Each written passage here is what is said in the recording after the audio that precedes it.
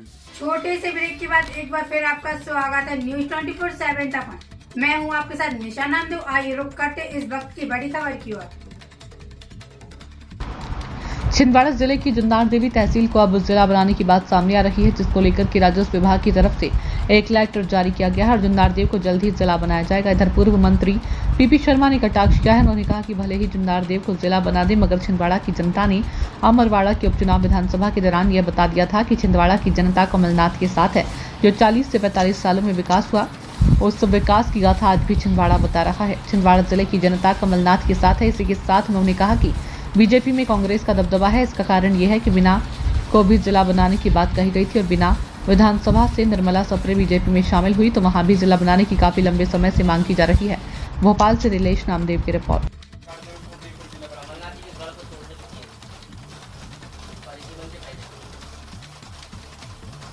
देखिए, मैं समझता हूँ कि जो पहले वादा हुआ था कि कमल शाह जी को मंत्री बनाएंगे, वो तो अभी पूरा हो नहीं पा रहा है। और जो नागर जी का मंत्रालय छीना गया है, उससे उठापटक भारतीय जनता पार्टी में वैसी चल रही है। और मैं नहीं समझता कि ये इनको और बड़ी मुश्किल से बाय हुक और कुक अमरवाड़ा की सीट ये जीत के आए। तो कुल मिला के छिंदवाड़ा की जनता का कमलनाथ जी के प्रति और कांग्रेस के प्रति झुकाव है, ये अमरवाड़ा ने सिद्ध कर दिया। तो ये जिले बनाने से, चाहे वो हर तहसील को जिला बना दें, इससे कोई फर्क पड़ने वाला नहीं। जो विकास 40-45 साल में 1980 से आज तक कमलनाथ जी ने वहाँ पे किया है, कांग्रेस ने किया है, मैं नहीं समझता कि उसका तोड़ जिले बनाने से या एक आध सीट जीतने से होगा।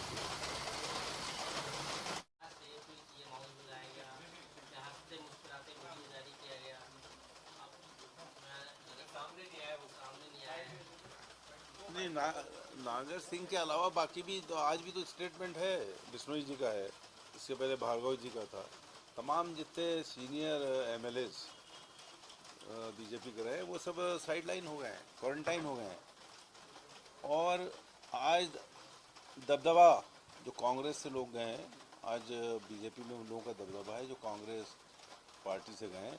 और उनके 50-50 साल के जो कार्यकर्ता और नेता हैं, वो साइड लाइन हो गए। और मैं समझता हूँ कि ये सब जो होता है, ये सब पतन की शुरुआत होती है, ये मान के चलिए। क्योंकि पिछले टर्म में 2019 में 100 से ज़्यादा सांसद ऐसे थे जिनकी पृष्ठभूमि भी कांग्रेस की थी। लोकसभा में क्या हाल हुए ये हमने देख लिया है।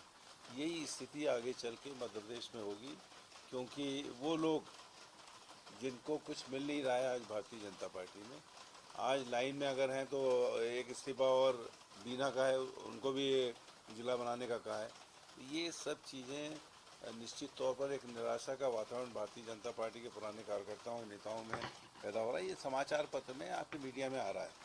ये निश्चित तौर पर मैं समझता हूँ कि धीरे धीरे सनई सनई ये बीजेपी के पतन का मामला है।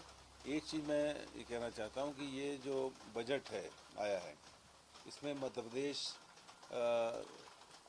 का अनदेखी हुई है। 29 सीट जीतने के बाद जो एक्सपेक्टेशन थे मध्य प्रदेश के बजट में, वो मिल नहीं पाए। और बजट में 36 बिंदु ऐसे हैं जो कांग्रेस के न्याय पत्र में थे लोकसभा के चुनाव में, पूरी उसकी नकल की गई है। लेकिन उसके बावजूद जहाँ तक पीएससी के रिजल्ट आए, इसमें पद मंत्रालय ने और विभागों ने दे दिए कि करीब 2000 पद और हैं, लेकिन उनको इंक्लूड नहीं किया जा रहा है। अगर वो पीएससी में इंक्लूड हो जाए तो ज़्यादा से ज़्यादा यूथ जिन्होंने पीएससी की परीक्षा दी है उनको रोज़गार मिल सकता है। लेकिन पीएससी और मंत्रालय में जो भी स्थिति हो, जबकि मंत्रालय ने लिख के दिया है कि लगभग 2000 उससे ज़्यादा पद खाली हैं, तो उनको भरने का जो पीएससी परीक्षा ले चुकी है उसमें क्यों नहीं भरे जा रहे हैं? ये मेरा सवाल है पीएससी से भी और सरकार से भी।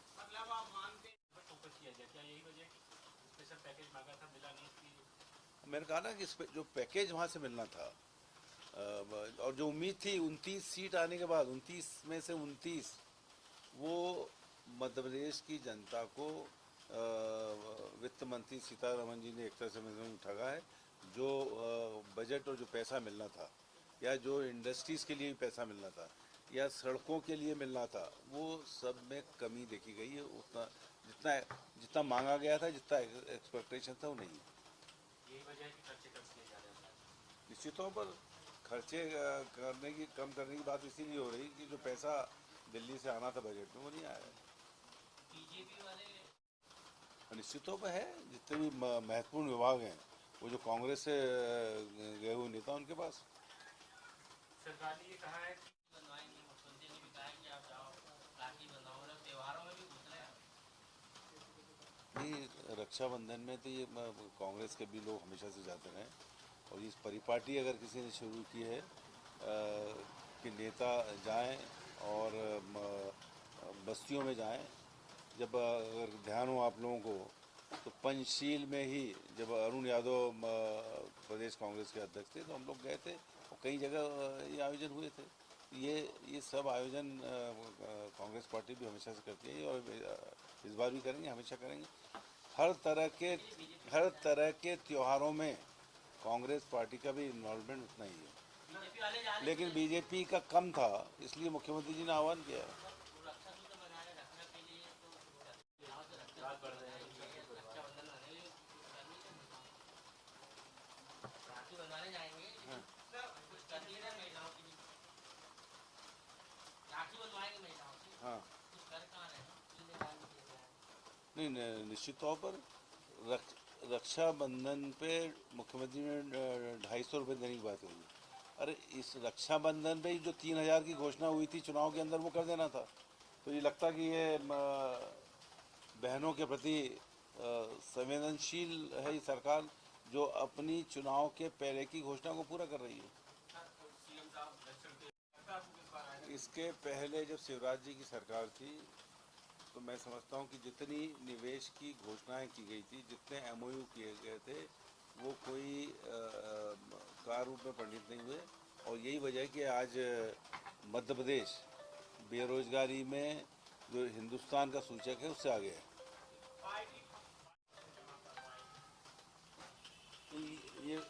ये आज का नहीं है, ये पहले से हो रहा है। और देवास में एक ब्लॉक अध्यक्ष ने वहाँ करीब 10 लाख रुपए 100 रुपये लेके जमा किए थे। और निश्चित तौर पर ये एक ठीक पहल है कांग्रेस की, क्योंकि जो कार्यकर्ताओं 100 रुपये लेंगे, तो वो उनकी भागीदारी और बढ़ेगी। और ब्लॉक अध्यक्षों को भी, जो हमारे अध्यक्ष हैं जीतू पटवारी जी ने कहा कि ब्लॉक अध्यक्षों को भी जो फंड रेज होगा उसमें से दिया जाएगा, जिससे वो छोटे बड़े कार्यक्रम ब्लॉक स्तर पर कर सकें। ये कांग्रेस को और पार्टी को मजबूती देगा।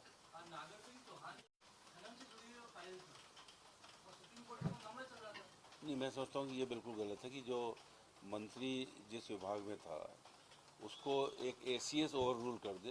ये किसी भी सरकार की एक गलत परिपाटी है। जो मंत्री के रूप में जिसने साइन किए थे, उसको किसी ACS को या PS को बदलने का अधिकार नहीं है। और मैं समझता हूँ कि गलत परिपाटी एक मंत्री के जाने के बाद की जा रही है। और ये किस तरह से ये अधिकारी कर्मचारी हावी हैं, ये इस बात का द्योतक है।